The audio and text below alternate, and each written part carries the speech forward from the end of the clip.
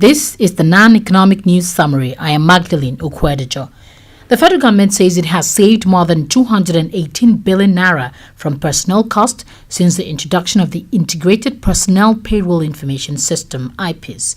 The payroll systems director, Mr. Olusegun Olufeyinti, said 67 billion naira was saved in 2017. He said the new payment system helped at least 92 ministries, departments and agencies which would have been unable to pay salaries due to deficits in their budgets.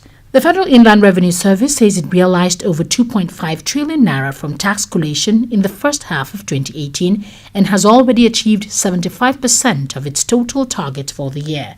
This is contained in the service's 2018 half-year revenue performance report, which also showed that tax revenue improved by 42% compared with the same period in 2017.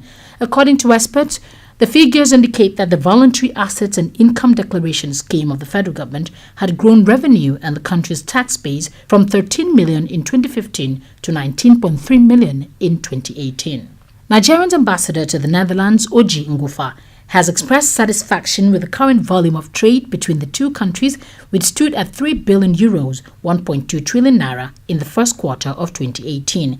The envoy said Nigeria was working assiduously to diversify its export base and increase non-oil exports from Nigeria to the Netherlands in line with the administration's economic recovery and growth plan. The Ministry of Mines and Steel Development says it will soon conclude its gold policy to give backing to gold processing and refining in the country.